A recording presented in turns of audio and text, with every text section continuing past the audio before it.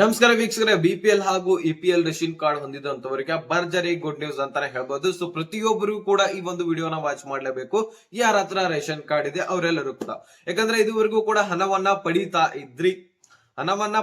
ಇದ್ರಿ ಇದುವರೆಗೂ ಕೂಡ. ಆದ್ರೆ ಇನ್ಮೇಲಿಂದ 3 ಹೊಸ ವಸ್ತುಗಳನ್ನ ಕೊಡ್ತೇವೆ ಅಂತ ಹೇಳ್ಬಿಟ್ಟು ಸರ್ಕಾರ ಸಚಿವ ಸಂಪುಟ ಸಭೆಯಲ್ಲಿ ಒಂದು ಅಪ್ಡೇಟ್ ಅನ್ನ ಕೊಟ್ಟಿರುವಂತದ್ದು. ಸೊ ಹಾಗಾದ್ರೆ ಇದು ನಿಜಾನ ಅಥವಾ ಸುಳ್ಳ ಅನ್ನುವಂಥದ್ದನ್ನ ಈ ಒಂದು ವಿಡಿಯೋದಲ್ಲಿ ತಿಳಿಸ್ಕೊಟ್ಟಿದ್ದೀನಿ, ಕೊಡ್ತಾ ಇದ್ದೀನಿ.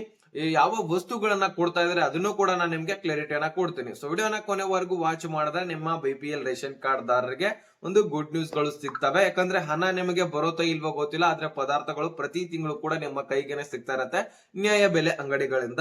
ಸೊ ಹಾಗಾದ್ರೆ ಪ್ರತಿ ತಿಂಗಳು ಕೂಡ ನೀವು ಡೈರೆಕ್ಟ್ ಆಗಿ ಪಡ್ಕೊಳ್ಳೋದು ಒಳ್ಳೇದಾ, ಅಥವಾ ಯಾವುದೋ ಒಂದಿನ ಡಿಬಿಟಿ ಮುಖಾಂತರ ಒಂದೊಂದ್ಸಾರಿ ಹಾಕ್ತಾರೋ ಹಣ, ಒಂದೊಂದ್ಸಾರಿ ಹಾಕೋದಿಲ್ಲ, ಈ ರೀತಿ ಒಳ್ಳೇದಾ, ಎಲ್ಲನೂ ಕೂಡ ನಾವು ಚರ್ಚೆ ಮಾಡೋಣ. ಸೊ ವಿಡಿಯೋನ ಕೊನೆವರೆಗೂ ದಯಮಾಡಿ ವಾಚ್ ಮಾಡಿ. ಚಾನಲ್ಗೆ ಸಬ್ಸ್ಕ್ರೈಬ್ ಮಾಡಿಲ್ಲ ಅಂದ್ರೆ ದಯವಿಟ್ಟು ಸಬ್ಸ್ಕ್ರೈಬ್ ಮಾಡ್ಕೊಳ್ಳಿ. ವಿಡಿಯೋಕ್ಕೆ ಒಂದು ಲೈಕ್ ಕೊಟ್ಬಿಟ್ಟು ವಿಡಿಯೋನ ನೋಡ್ಲಿಕ್ಕೆ ಸ್ಟಾರ್ಟ್ ಮಾಡಿ. ಡೈರೆಕ್ಟ್ ಆಗಿ ಟಾಪಿಕ್ ಬಂದ್ಬಿಡ್ತೀನಿ. ವೀಕ್ಷಕರೇ, ಬಹಳಷ್ಟು ಜನ ಈಗಾಗಲೇ ಅನ್ನಭಾಗ್ಯ ಯೋಜನೆಯಲ್ಲಿ ಜುಲೈ ಆಗಿರ್ಲಿ, ಜೂನ್ ಆಗಿರ್ಲಿ, ಮತ್ತೆ ಈ ಒಂದು ಆಗಸ್ಟ್ ತಿಂಗಳದು ಕೂಡ ಕೆಲವೊಂದಿಷ್ಟು ಫಲಾನುಭವಿಗಳು ಪಡ್ಕೊಂಡಿದ್ದೀರಾ.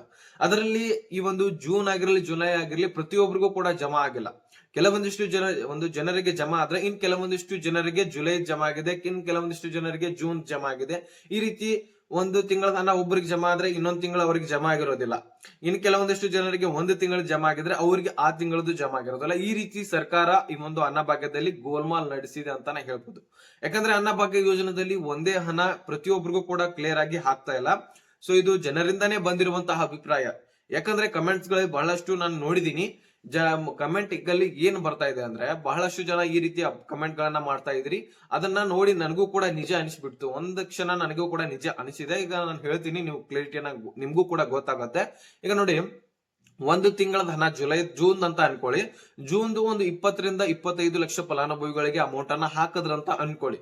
ಸೊ ನೆಕ್ಸ್ಟ್ ಮತ್ತೊಂದು ಕಂತಿನ ಹಣ ಸ್ಪಾಟ್ ನಲ್ಲಿ ಮತ್ತೆ ಅವಾಗಲೇ ಬಿಡುಗಡೆ ಮಾಡ್ತಾರೆ ಜುಲೈ ತಿಂಗಳದು. ಜೂನ್ದು ನಿಮಗೆ ಜಾರಿನೇ ಇರುತ್ತೆ, ಹೋಗ್ತಾನೆ ಇರುತ್ತೆ. ಈ ಕಡೆ ಜುಲೈದು ಕೂಡ ಬಿಡುಗಡೆ ಮಾಡಿಬಿಟ್ಟು ಮತ್ತೆ ಯಾರಿಗೆ ಜೂನ್ ತಿಂಗಳ ಹಣ ಹೋಗಿದೆ ನೋಡಿ ಅವರನ್ನ ಹೊರತುಪಡಿಸಿ ಅವರಿಗೆ ಬಿಟ್ಟು ಉಳಿದವರಿಗೆ ಅವರಲ್ಲಿ ಒಂದು 20 ರಿಂದ 30 ಲಕ್ಷ ಫಲಾನುಭವಿಗಳಿಗೆ ಜುಲೈ ತಿಂಗಳದ ಅಮೌಂಟ್ ಅನ್ನ ಹಾಕ್ತಾರೆ. ಸೊ ಆಮೇಲೆ 2 ತಿಂಗಳದ ಅಮೌಂಟ್ ಅನ್ನ ಎಂಡ್ ಮಾಡ್ತಾರೆ. ಅಮೌಂಟ್ ನಾವು 2 ತಿಂಗಳದ ಹಾಕಿದೀವಿ.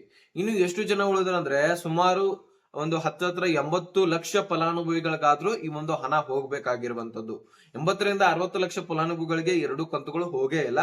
ಅದರಲ್ಲಿ 20 ಲಕ್ಷ ಫಲಾನುಭವಿಗಳಿಗೆ ಒಂದು ಕಂತು ಹೋದ್ರೆ ಇನ್ನೊಂದು ಕಂತು ಹೋಗಿಲ್ಲ. ಈ ಕಡೆ 20 ಲಕ್ಷ ಫಲಾನುಭವಿಗಳಿಗೆ ಜೂನ್ ತಿಂಗಳು ಹೋಗಿರಲ್ಲ, ಜುಲೈದು ಮಾತ್ರ ಹೋಗಿರತ್ತೆ.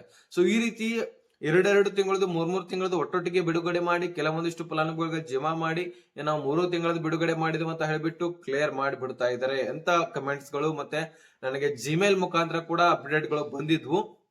ಸೊ ನಾನು ನಿಮಗೆ ಚರ್ಚೆ ಮಾಡ್ತಾ ಇದ್ದೀನಿ. ನಿಮ್ಗೆ ಹೇಗೆ ಅನಿಸ್ತಾ ಇದೆ? ಈ ಒಂದು ಅನ್ನಭಾಗ್ಯ ಯೋಜನೆ ಕರೆಕ್ಟ್ ಆಗಿ ನಿಮಗೆ ಜಮಾ ಆಗಿದೆನಾ ಅಥವಾ ಇಲ್ವಾ? ಸೊ ಅದಕ್ಕೆ ನಾನು ಪ್ರತಿಯೊಂದು ಅನ್ನಭಾಗ್ಯ ಯೋಜನೆಗೆ ಸಂಬಂಧಪಟ್ಟಂತಹ ವಿಡಿಯೋಸ್ ಗಳಲ್ಲಿ ಹೇಳ್ತಾ ಇರ್ತೀನಿ. ಸೊ ಪ್ರತಿಯೊಬ್ಬರು ಕೂಡ ದಯಮಾಡಿ ಡಿಬಿಟಿ ಆಪ್ ಅನ್ನ ಚೆಕ್ ಮಾಡ್ಕೊಳ್ಳಿ. ನಿಮಗೆ ಗೃಹಲಕ್ಷ್ಮಿ ಯೋಜನೆ ಎಷ್ಟು ಕಂತುಗಳು ಬಂದಿದ್ದಾವೆ, ಈ ಕಡೆ ಅನ್ನಭಾಗ್ಯ ಯೋಜನೆಯಲ್ಲಿ ಎಷ್ಟು ಕಂತುಗಳು ಬಂದಿದ್ದಾವೆ, ಯಾವ ದಿನಾಂಕದಂದು ಬಂದಿದೆ, ಎಲ್ಲನೂ ಕೂಡ ಕ್ಲಿಯರ್ ಆಗಿ ಗೊತ್ತಾಗುತ್ತೆ. ಸೊ ಆ ಒಂದು ವಿಡಿಯೋ ಲಿಂಕ್ ಅನ್ನ ಡಿಸ್ಕ್ರಿಪ್ಷನ್ ಅಲ್ಲಿ ಕೊಟ್ಟಿರ್ತೀನಿ. ಈಸಿ ಮೆಥಡ್ ಮುಖಾಂತರ ನೀವು ಮೊಬೈಲ್ ಅಲ್ಲಿ ಚೆಕ್ ಮಾಡ್ಕೊಳ್ಬಹುದು. ಏನು ಇಲ್ಲ, 2 ರಿಂದ 3 ಸ್ಟೆಪ್ ಗಳಿದಾವೆ. ಸೊ ಅಷ್ಟರಲ್ಲಿ ನಿಮಗೆ ಈ ಒಂದು ಎಷ್ಟು ಕಂತುಗಳು ಜಮಾ ಆಗಿದಾವೆ ಅನ್ನುವಂಥದ್ದನ್ನ ಕ್ಲಿಯರಿಟಿ ಪಡ್ಕೊಳ್ಬಹುದು. ಆದಷ್ಟು ಬೇಗ ಒಂದು ನೋಡ್ಕೊಂಡು ಕ್ಲಿಯರಿಟಿಯನ್ನ ಪಡ್ಕೊಳ್ಳಿ. ನಿಮಗೆ ಏನಾದ್ರೂ ಗೊತ್ತಿದ್ದೆ ಆದ್ರೆ ದಯಮಾಡಿ ಕಮೆಂಟ್ ಮುಖಾಂತರ ತಿಳಿಸಿ. ಯಾವ ಕಂತುಗಳು ಜಮಾ ಆಗಿದಾವೆ, ಯಾವ ಕಂತುಗಳು ಪೆಂಡಿಂಗ್ ಉಳಿದಿದ್ದಾವೆ, ಮುಖ್ಯವಾಗಿ ನಿಮ್ಮ ಜಿಲ್ಲೆನೂ ಕೂಡ ಮೆನ್ಷನ್ ಮಾಡಿ. ನಿಮ್ಮ ಜಿಲ್ಲೆ ಸಮೇತ ನಿಮಗೆ ಯಾವ ಕಂತು ಬಂದಿದೆ ಅನ್ನುವಂಥದ್ದನ್ನ ಕಮೆಂಟ್ ಮಾಡಿ ತಿಳಿಸಿ. ನಮಗೂ ಕೂಡ ಕ್ಲಿಯರಿಟಿ ಸಿಗತ್ತೆ. ಯಾಕಂದ್ರೆ ಅನ್ನಭಾಗ್ಯ ಯೋಜನೆಯಲ್ಲಿ ಎಲ್ಲನೂ ಕೂಡ ಕ್ಲಿಯರ್ ಆಗಿ ಹಣ ಜಮಾ ಆಗ್ತಾ ಇಲ್ಲ ಪ್ರತಿಯೊಬ್ಬರಿಗೂ ಕೂಡ.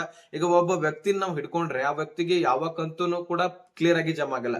2 ರಿಂದ 3 ಕಂತುಗಳಾದ್ರೂ ಪೆಂಡಿಂಗ್ ಏನೇ ಉಳಿದು ಬಿಟ್ಟಿದೆ. ಸೊ ಹೀಗಾದ ಕಾರಣಕ್ಕಾಗಿ ನಮಗೂ ಕೂಡ ಅಷ್ಟೊಂದು ಕ್ಲಿಯರಿಟಿ ಸಿಗ್ತಾ ಇಲ್ಲ. ಆದಷ್ಟು ನೀವು ಕಮೆಂಟ್ ಮಾಡಿದ್ರೆ ನಮ್ಗೆ ಕ್ಲಿಯರಿಟಿ ಸಿಗುವಂತದ್ದು. ಸೊ ಈಗ ಸದ್ಯದಲ್ಲಿ ಸರ್ಕಾರ 3 ಹೊಸ ವಸ್ತುಗಳನ್ನ ಕೊಡ್ತೇವಂತ ಒಂದ್ ಸ್ವಲ್ಪ ಮಾಹಿತಿಗಳು ಕೇಳಿ ಬರ್ತಾ ಇರುವಂತದ್ದು. ಸೊ ಹಾಗಾದ್ರೆ ಒಂದು ವಸ್ತುಗಳನ್ನ ಕೊಟ್ಟದ್ದಾದ್ರೆ ನಿಮ್ಗೆ ಒಳ್ಳೇದಾ? ಇದನ್ನು ಕೂಡ ಕಮೆಂಟ್ ಅಲ್ಲಿ ತಿಳಿಸಿ. ನನಗನ್ಸತ್ತೆ, ನನ್ನ ಓನ್ ಒಪಿನಿಯನ್ ಹೇಳ್ತೀನಿ ಕೇಳಿ.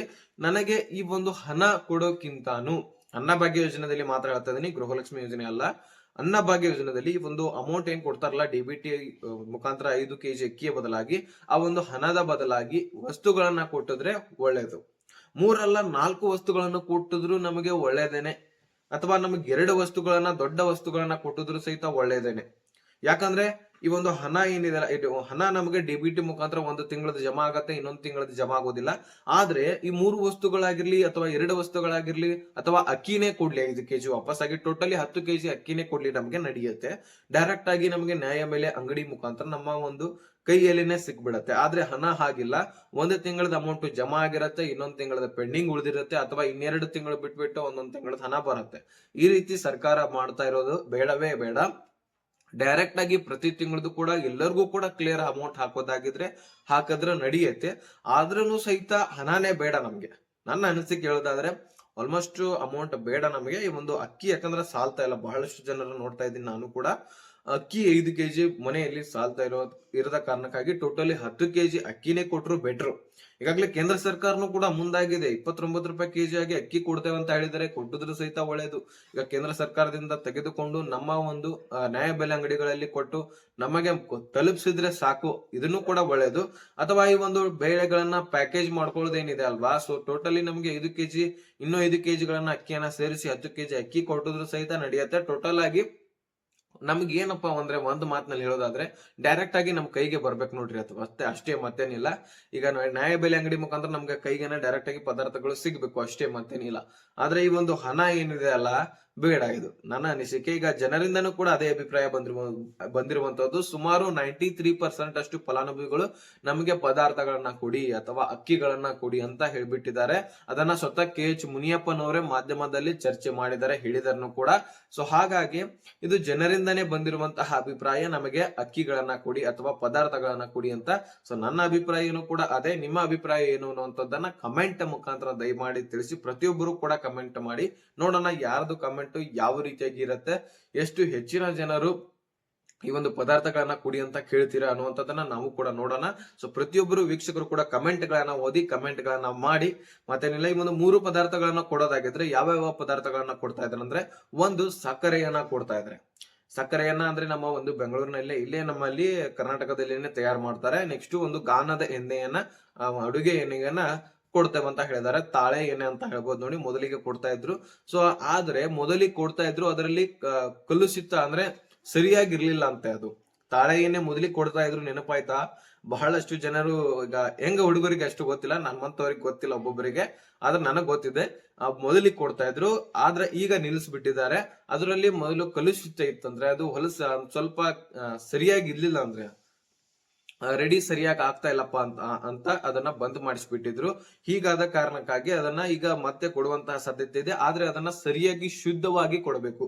ಅದರಿಂದ ಯಾವ ವ್ಯಕ್ತಿಗಳಿಗೂ ಕೂಡ ರೋಗಗಳು ಬರಬಾರ್ದಾಗಿರ್ಲಿ ಅಥವಾ ಆರೋಗ್ಯದಲ್ಲಿ ಹಾನಿ ಆಗಿರ್ಲಿ ಆಗ್ಬಾರ್ದು. ಅಂತ ಎಣ್ಣೆಯನ್ನ, ಶುದ್ಧವಾದ ಎಣ್ಣೆಯನ್ನ ಕೊಡೋದಾಗಿದ್ರೆ ಕೊಡ್ಲಿ. ನೆಕ್ಸ್ಟ್ ತಾಳೆ ಎಣ್ಣೆ ಕೊಡ್ತೇವೆ ಅಂತ ಹೇಳಿದಾರೆ, ಮತ್ತೆ ಸಕ್ಕರೆಯನ್ನ ಕೊಡ್ತೇವೆ ಅಂತ ಹೇಳಿದಾರೆ. ನೆಕ್ಸ್ಟ್ ಇನ್ನೊಂದು ಬೇಳೆಯನ್ನ ಕೊಡ್ತೇವೆ ಅಂತ ಹೇಳಿದ್ದಾರೆ, ಅಡುಗೆ ಬೇಳೆಯನ್ನ ಕೊಡ್ತೇವೆ ಅಂತ ಹೇಳಿದಾರೆ. ಅದು ದೊಡ್ಡ ದಮ್ಮ ಅಂದ್ರೆ ಕಡಲಿ ಬೇಳೆ ಆಗಿರ್ಲಿ, ತೊಗರ ಬೇಳೆ ಆಗಿರ್ಲಿ, 2 ಬೇಳೆಗಳಲ್ಲಿ ಒಂದಾದ್ರೂ ಕೊಡ್ತೇವೆ ಅಂತ ಹೇಳಿದ್ದಾರೆ. 3 ಐಟಮ್ಸ್ ಗಳನ್ನ ನಾವು ಕೊಡ್ತೇವೆ ಅಂತ ಹೇಳ್ಬಿಟ್ಟು ಅಪ್ಡೇಟ್ ಕೊಟ್ಟಿದ್ದಾರೆ. ಸೊ ಆದ್ರೆ ನೋಡೋಣ ಇದನ್ನ ಈಗಾದ್ರೂ ಜಾರಿ ಮಾಡ್ತಾರ ಅಥವಾ ಇಲ್ವಾ. ಸಚಿವ ಸಂಪುಟ ಸಭೆಯಲ್ಲಿ ಹೋದ್ ಸಾರಿನೂ ಕೂಡ ಅದನ್ನ ಕ್ಯಾನ್ಸಲ್ ಮಾಡಿದ್ದಾರೆ. ನಾವು ಮತ್ತೆ ಹಣನೇ ಕೊಡೋಣ, ಈ ರೀತಿ ಬೇಡ ಅಂತ ಹೇಳ್ಬಿಟ್ಟು ಅದು ಸಚಿವ ಸಂಪುಟ ಸಭೆಯಲ್ಲಿ ಕೊನೆಯದಾಗಿ ನಿರ್ಧಾರ ಇದು. ಅಂದ್ರೆ ಎಲ್ಲನೂ ಕೂಡ ರೆಡಿ ಮಾಡಿದ್ರು, ರಾಜಸ್ಥಾನದಿಂದ ಉಪ್ಪು ಕೂಡ ತರಿಸ್ಲಿಕ್ಕೆ ರೆಡಿ ಮಾಡಿದ್ರು.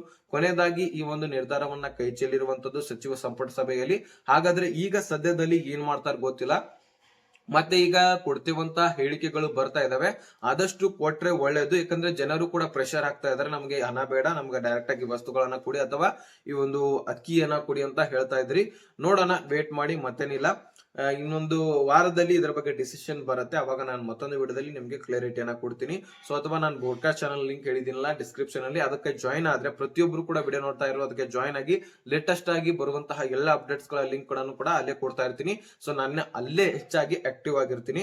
ಸೊ ಪ್ರತಿಯೊಬ್ರು ಕೂಡ ಇನ್ಸ್ಟಾಗ್ರಾಮ್ ಅಲ್ಲಿ ನನಗೆ ಮೆಸೇಜ್ ಕೂಡ ಮಾಡಬಹುದು, ನಾನು ರಿಪ್ಲೈ ಕೂಡ ಮಾಡ್ತೀನಿ. ಅದಕ್ಕೆ ಮುಖ್ಯವಾಗಿ ಬ್ರಾಡ್ಕಾಸ್ಟ್ ಚಾನಲ್ ಗೆ ಜಾಯ್ನ್ ಆಗೋದು ಅತಿ ಅವಶ್ಯಕ.